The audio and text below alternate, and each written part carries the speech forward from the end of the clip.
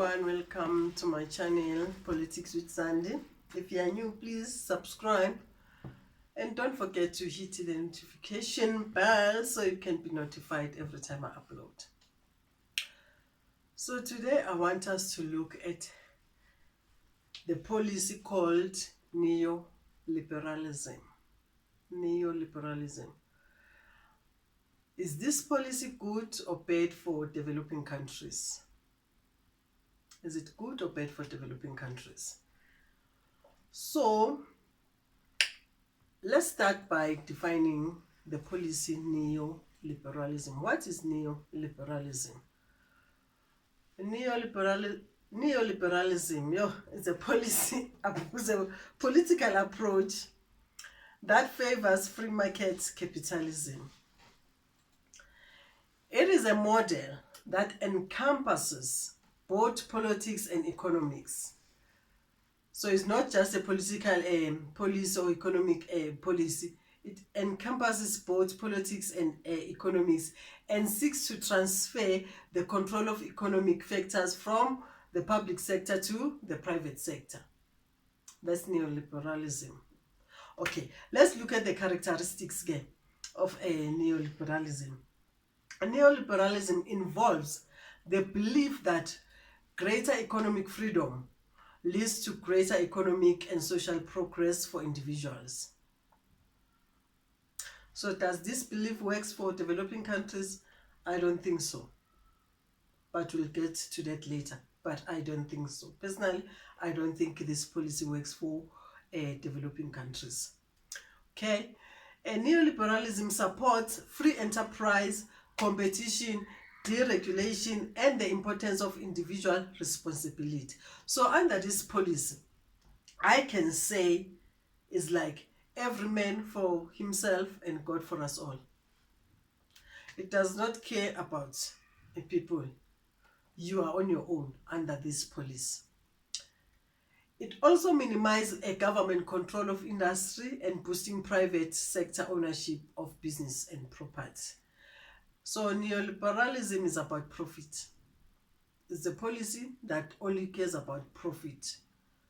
Okay, so now let's look at the general critics of neoliberalism. There are so many critics of this policy, so many, including its potential danger to democracy, workers' rights, and sovereign nations' rights to self-determination. It is also been accused of giving cooperation too much power and worsening economic inequality. We've seen that even in South Africa. We've seen that it worsens economic inequality. It encourages monopoly, which increase the profit of corporations at the expense of benefits to consumers. Yes.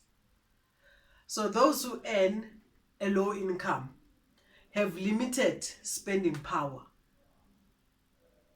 At the same time, those who become richer have a higher propensity to save. Neoliberalism policies have led to overabundance of harmful socio-economic consequences, including increased poverty, unemployment, deterioration of income distribution.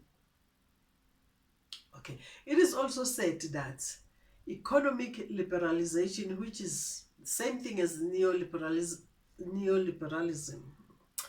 in general, significantly increases the likelihood of human trafficking for labor purposes.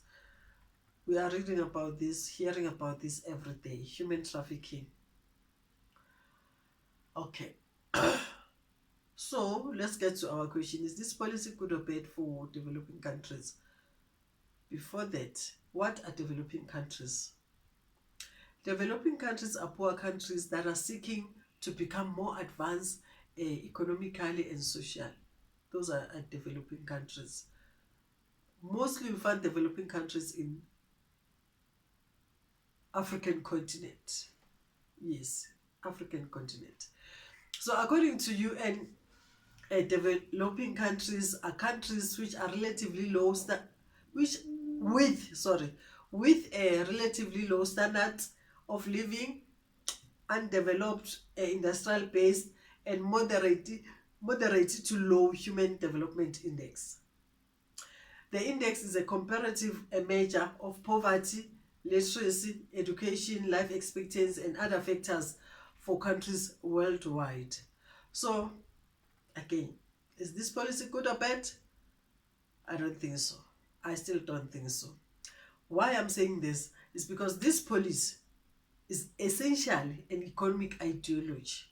This policy is more focused on markets than human beings. It is more focused on markets than human beings. It doesn't cater for the poor.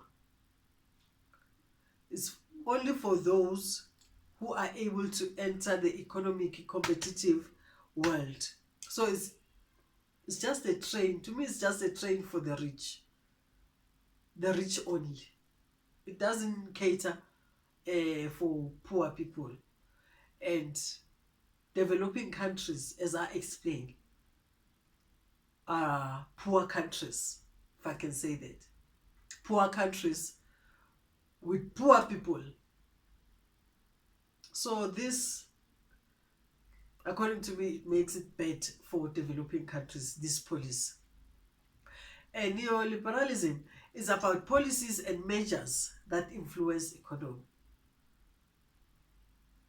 As I said, it all cares about economy. Does not care about the poor who cannot afford to participate in the economic activities. Having said, the primary objective of neoliberalism is to sustain and encourage economic growth. So now I'm thinking, just for example, if the economy of the country like South Sudan, for example, with a poverty rate that is above 70%, what to sustain there? And how do you encourage economic growth in a country like that? Obviously, only the rich will participate in economic activities. There is no way poor people can participate and influence economy in neoliberalism policy. No way. So let's look at South Africa.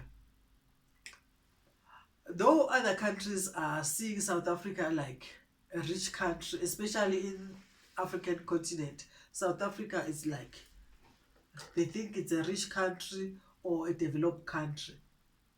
But South Africa, despite the remarkable progress in the field of industry and manufacturing, it is still in the list of developing countries because of its high unemployment and poverty rates. So South Africa is still a developing country. As in 2022, unemployment rates in South Africa is standing at 33.9% unemployment rate, and poverty is at 55.5%. So South Africa is still a developing country. So neoliberalism at some point is to be blamed for the current economic situation in South Africa. This is me. You can comment. If I'm wrong, let's talk, let's engage. I think this policy at some point has to be blamed at our economy. You remember that South Africa, in its early democracy, it adopted two policies: growth, employment and redistribution policy known as GEAR. We all know that. And there's another called RDP, Reconstruction and Development Program policies. South Africa adopted these policies. And these policies have certain neoliberalism principles which compromise the efforts to combat economic inequality. These policies did nothing to South Africa except producing billionaires and millionaires. It didn't help the poor. So South Africa leads other nations in Africa when it comes to center millionaires and billionaires as a result of this policy. because it promotes uneven distribution of wealth, resources, and increases a income gap between the lowest and the highest earning members of the society. I still say this policy is not good for developing countries, not at all. Neoliberalism in developing countries results in higher rates of poverty, less protection against poverty, unemployment, and healthcare risk, and social exclusion. As I said, South Africa is a developing country. South Africa is still poor. It is sitting at a 33.9% of an unemployment rate and poverty at 55%. But there are millionaires and billionaires in South Africa. So it is because of this policy. Social exclusion. Rich, poor. Rich people, poor people. Okay. The main problem of this policy is that its focus is on economy. That's the biggest problem of this. The focus is on economy rather than human beings. It is all about capitalism. It is all about privatizations. This is not good for developing countries. Yes, it's good for developed countries, but not good for developing countries. It's a big no. It was believed that a free market approach would significantly contribute to economic growth, which in turn will help with the poverty reduction, but that is not the case. That is just not the case. The poor are becoming poor. So what do you think, people? Please comment below, and thank you for watching this video. Look out for my next upload, Politics with Sandy. Thank you. Peace.